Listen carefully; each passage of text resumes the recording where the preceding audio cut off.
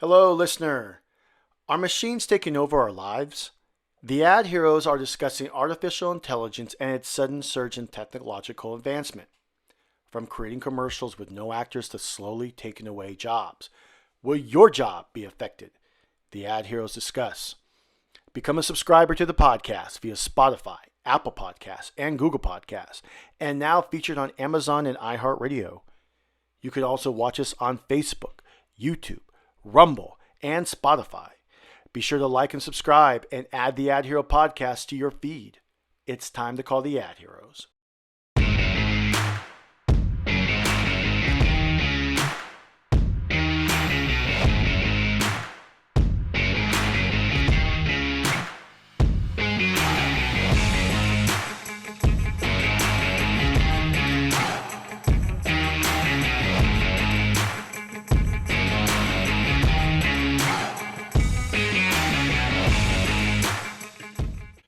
Welcome to the AdHero Podcast.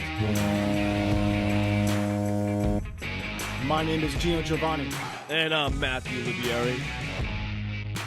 And we're excited to be back in full effect, ready to talk to you guys about AI, the good, the bad, the ugly. Has AI spread technological advancements recently, and will it affect your job in the near future? That's right. And soon we're going to be recording this show on AI. That way Matthew and I can just sit back and relax and enjoy the show. Just kidding. Maybe not, actually. Who knows? We'll see. That is right. Actually, we have a lot to catch up on. Guys, let's jump right into it with the A block. This is our lightning round topics. Let's get it going. Geno, are you ready? Oh, I'm ready.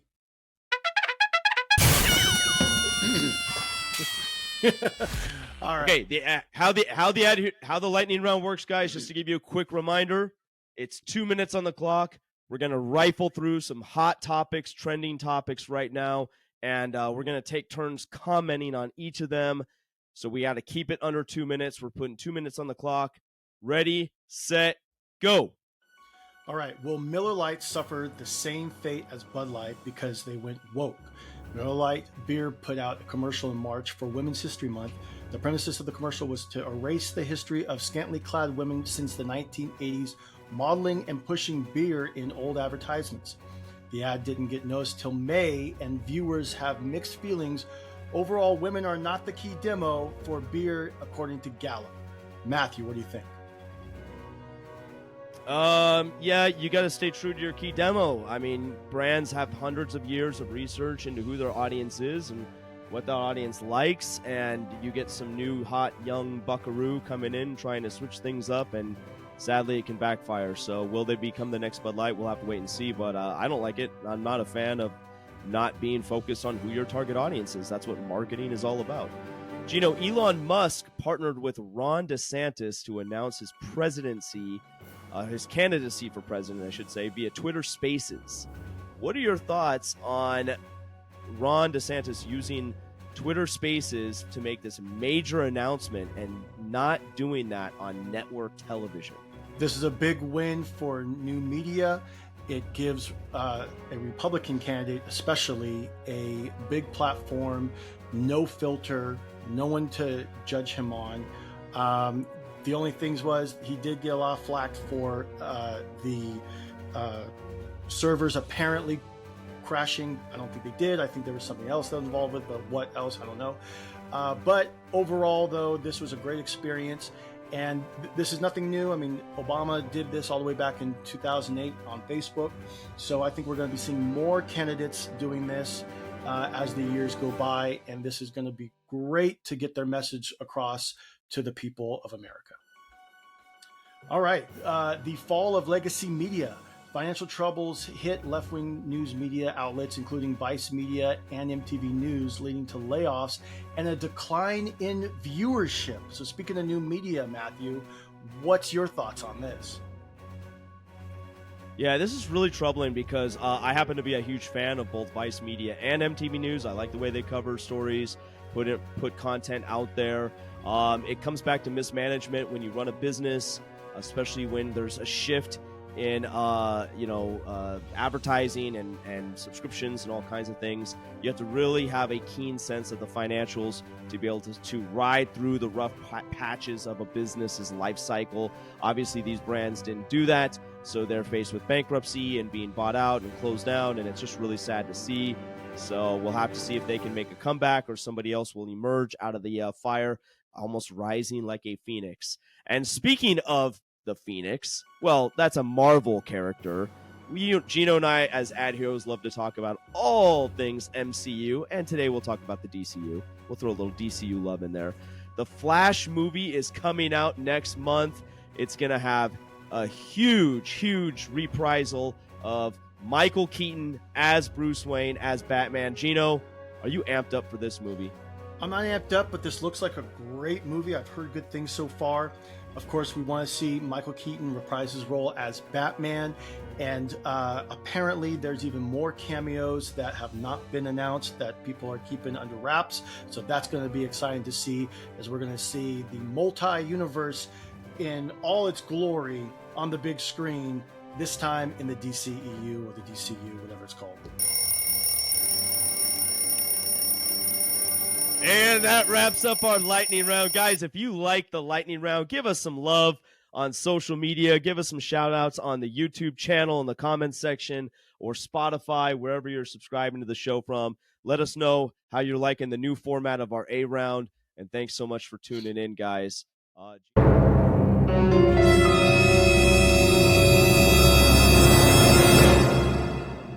Okay, welcome back to the program. The talk today is about artificial intelligence and where it will take you in regards to marketing your business. This article is coming from GenoGiovanniPresents.com. The world of marketing is witnessing an incredible transformation with the rise of artificial intelligence technology. AI models like ChatGPT, Midjourney, and Lensa AI are playing a pivotal role in enabling personalized, automated marketing campaigns. Take ChatGPT, for instance. A remarkable ChatGPT, or chatbot, I should say, capable of engaging in conversations with customers while assisting marketers in content creation. On the other hand, Midjourney empowers marketers to experiment with different visual elements by generating a wide range of images.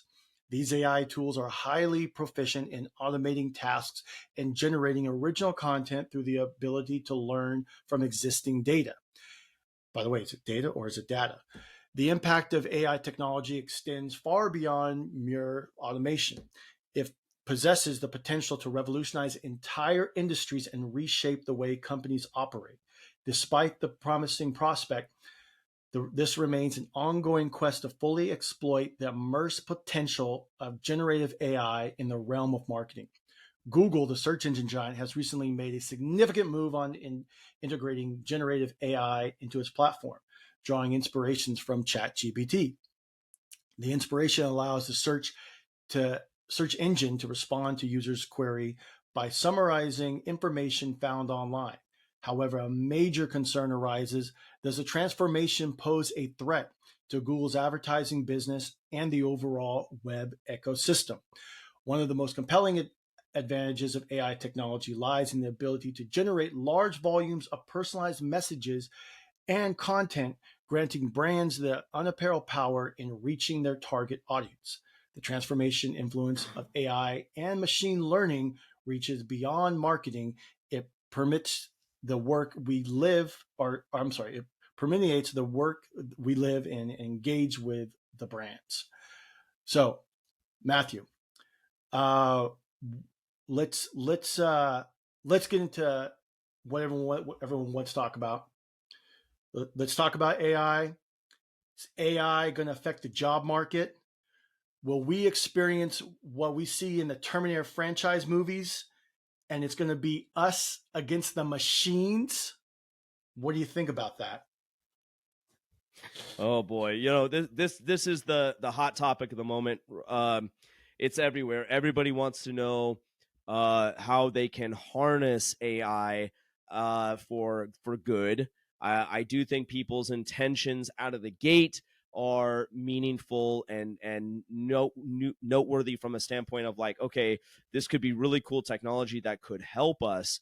But then as you start to unpack that, that's when you start seeing the potential where AI could, in fact, take people's jobs away. You are already seeing, and by the way, this is nothing new. It just happens to be in 2023. This is the buzzword. This is the buzz topic that is on everybody's mind. But if you think back 3, 4, 5, 6 years ago, I was at a Vegas convention center, Las Vegas trade show one time, and 4 or 5 years ago, and they had a robot there at a bar mixing drinks for people, right? You just had to walk up and touch what you wanted, and the robot would mix drinks for you. Now, that wasn't AI in its purest form of like, automatically walking up and deducing what drink I might like based on my historical preference, etc. But again, this idea of robots, artificial intelligence, being able to do things for humans, and then fast forward to present day, in my own home, I have a Nest thermostat. This Nest thermostat predicts what kind of temperature I want in my house. It will auto set hot or cold based on different seasons of the year. All these different things that are designed to help save my house on my electricity bill, my efficiency. Okay. I also have Amazon Alexa hooked up to my entire house. Geno, you've been to my home, you've seen that, right? Very helpful from a standpoint of before I even get home, I can talk to it and I can say, Alexa, turn on my house lights. Alexa, play certain music in my house. These are all things that I think are good. They help me. I welcome them. I'm okay with them because I understand its use case. Okay, and I think that's the biggest thing is whenever somebody takes a fear-based approach at new technology, right? Go back to the invention of cars. When cars first came out, everybody who used horses and carriages were freaked out because they were scared that the horse and carriage market was going to go up in smoke. And eventually they were proven correct. That did happen, right? Because cars proved to be a more efficient means of travel, even better than trains, right? But I think the problem is to not look at something as fear-based, but rather to look at something as opportunistic. How can we harness the power of AI to maybe enhance our lives with certain boundaries placed on it so that it does not take over all human interaction, all human necessity things. So now let me transition and talk about the bad and the ugly, right? Because that's really the crux of this episode of the AdHero Podcast and what people are scared about. They're worried about this AI technology thinking for them, not doing the right thing, right? Not like you go into a doctor and instead of having a human doctor, you have an AI doctor that prescribes the wrong medication for you, and now you become terminally sick or die, right? So the point is, there's AI can definitely be miscommunication. There can be misinterpretation and miscommunication in AI. I personally have tried out Chat GPT. If you haven't tried it, I believe it's a free download. Gino, I'm not sure if you know that or not. But is it a free download, Chat GPT? I think it is, right? A free site you can go on and you can access it? Correct. And looks like Elon Musk is going to be getting into the game in the next within the next year, right? Having his own version. So if you've played around with it at all, you've seen that you can throw different commands at it, but it basically has like preset responses to certain things. Like I remember using it to write a rap song, and it wrote me a rap song. I said, write me a rap song, and it wrote me lyrics to a rap song. Then I said, write me a different rap song, and it gave me the exact same lyrics. So AI in its infancy is going to be preloaded with auto responses to a lot of stuff. But again, back to my other point about losing out on the human element, a lot of things in our life depend on us having human to human interaction. So when you have when you're Like all of us have probably gone on Amazon or called our credit card company or something. And what does the telephone do? What does the chat do on Amazon? It takes you through a series of prompts where it says, tell us what your issue is. It tries to like guide you to some certain FAQ response. Why? Because they're trying to lower the amount of human people that they have to have on the phones, because that's a lot of money to have all those human people on telephones on payroll, right? However, ultimately, my own personal experience is I just try to blow through all that AI nonsense and I go, I just want to talk to a human. I have an issue with my order. I have an issue with my bank account. I don't want to go through this automated response system that's using AI predictive results. I just want to talk to a human and get my answer figured out. Okay. So again, I think the human element is what's critical here. I think there's certain jobs that cannot be replaced with AI, medicine being one of them, banking being another one. You know, when people's money is on the line or their health is on the line or the safety of the country and our government and our a way of life, I think those elements need to have tight restrictions around what AI is capable of doing. And why? Because now let me wrap up with the ugly. And the ugly is exactly what Geno suggested, the Terminator effect. It's the robots becoming self-realizing that they can actually outthink humans and they can actually take over nuclear weapons and take up arms and come against us. And I'll tell you, there's another alarming thing that's already happening if you look very carefully between the lines. And again, we don't like to get overly political here on THAP, but I'll say that there's this big push right now about gun control and how maybe humans shouldn't even have the right to possess a gun, which in and of itself, it's a whole nother topic. We're not going to go down that rabbit hole right now. But again, the what people are saying and what I've read on different sites is like, well, maybe we could trust AI with guns. Maybe robots that are intelligent should be the only ones because they are theoretically smart enough to know how to handle a gun and not misfire it or use it in a bad way to harm somebody. Okay. Well, if you go down that path in its extreme sense, then only robots would be able to hold guns and be able to arm themselves for the quote unquote protection of everybody because they're so smart. But then, yeah, what if the robots and the AI becomes realization that they could just take out the humans? Then you would have a real life Terminator movie happening in society. It's nuts. It's crazy. I don't want to see that happen. I don't believe Geno wants to see that happen either, right? I'll let That Geno sounds like a speak for dumb himself. idea. But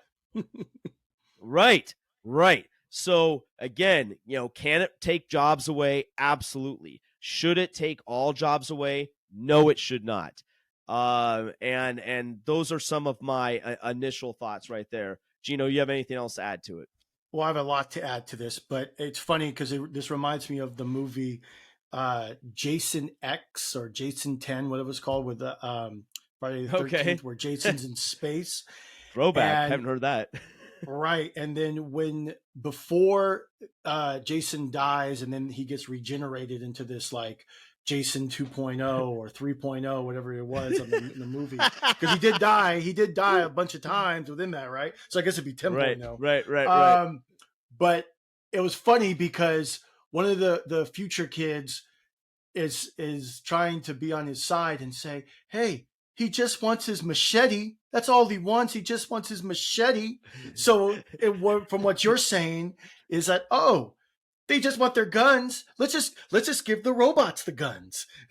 Right.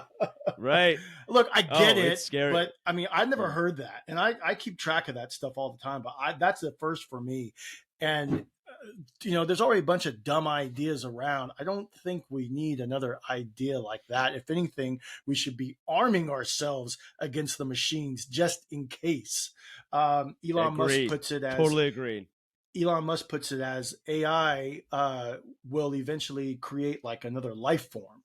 And I don't know, that sounds very strange to me. So I really wonder what he means by that. Another thing going on in pop culture and movies, this also reminds me of Matt Damon in the movie Elysium, where he's at like a DMV or something like that in the beginning of the movie. And he's talking to like a robot.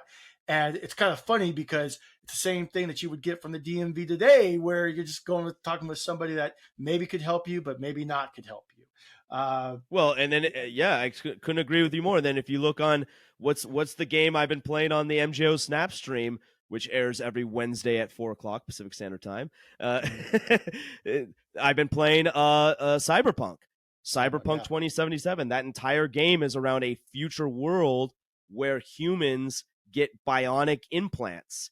They get robotic implants in their body that they can use to like see X-ray vision and control things with their mind, right? Again, using AI technology. Does that world exist for us in the near future?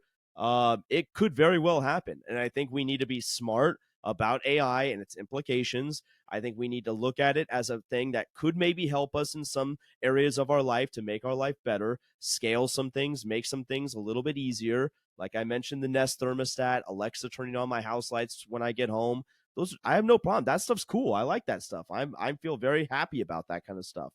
Okay. But AI being the only source that can hold guns and maybe becoming smart enough to overtake the humans, hell no. I'm putting my foot down on that one. And look, there are some good things, and maybe this will turn out, because I know some people who are really big on technology will just say that all the bad stuff that we're thinking of won't happen, and that we will take this technology and do exactly what you just said in regards to like the cars. So, I like ChatGPT. I like Perplexity.ai a lot more because I think it's more thorough and they'll give you the actual sources. But speaking of sources, see, here's the problem with these top AI sites. And look, we don't like to go political on this show, but look, we're in an age now where politics is so big right now that it is affecting the technology and in business as well. All sources at GenoGiovanniPresents.com. But what happens is that when you look up something, and depending upon how you frame it and how, I guess, thorough you will be, sometimes, to be fair, because I don't know if it's all the time, maybe things have been fixed, but regardless of whatever chatbot you're looking for, like with Perplexity, ChatGPT, there's some other ones out there. One of them I'm about to get into, they will tend to lean left on the political aisle. So if you could put in something about, okay, tell me about Joe Biden, and it'll give you a positive message about Joe Biden. Oh, well, he came from Scranton, he did this, he's the president, da da da da. If you were to say, tell me something about Donald Trump. Oh, well, he did January 6th. He was divisive. He did this. And that. It's all negative. And it's not just those two. There's a lot more other examples I could give. One really good AI, and I'm not I'm not endorsing anything, but there is one chatbot here, and it's called tusksearch.com. And this one says it is biased, but it says you can choose the bias filter button to show the uncensored results from sources on the right, left, or center. And it's so out there. I could look up something and be like, okay, tell me what all the left-leaning sources say. Tell me what all the right-leaning sources say. Let's put a link to that in the show notes. We'll link to that for show notes for sure. And tell me what the center said. And I've tested it out. And now it doesn't, you can't put in there something like, okay, write me a rap song. But what it will do, though, is give you the sources. And I think in this day and age, I think people really do need to see the sources and where they're getting their information from, which is really good with this new media, because we've been kind of hoodwinked for many years with the legacy media and where they get their sources from, or a lot of times won't even say what their sources are. But with this new medium, we were able to get the sources and know exactly where it comes from and what the authors are saying. And Perplexity.ai, I think, does a great job of that. And in no way am I endorsing it. I'm just saying, I think it does a great job of that. And that's all I have to say about that. Okay, let's take a quick break, and we'll be right back with our closing remarks.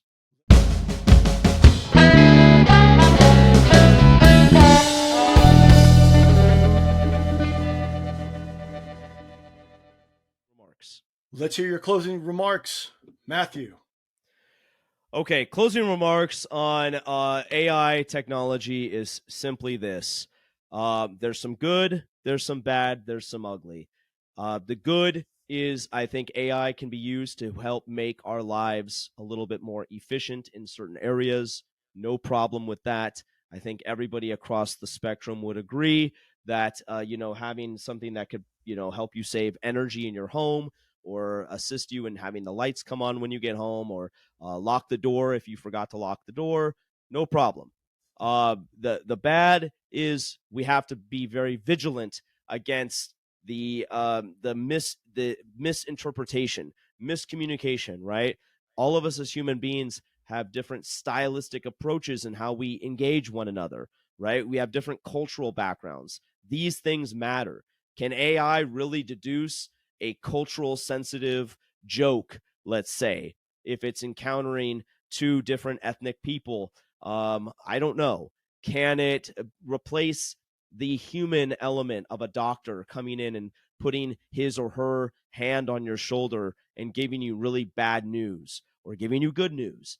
I don't know. I don't believe so. Can it replace your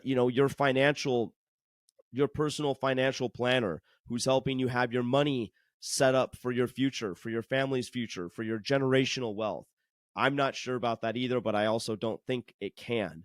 So my point is, and finally, in the most ugly sense, in the most scary sense, fully trusting AI with things such as nuclear codes or all the guns in the world, and only AI robots can handle guns and humans aren't allowed to handle guns or even engage in warfare.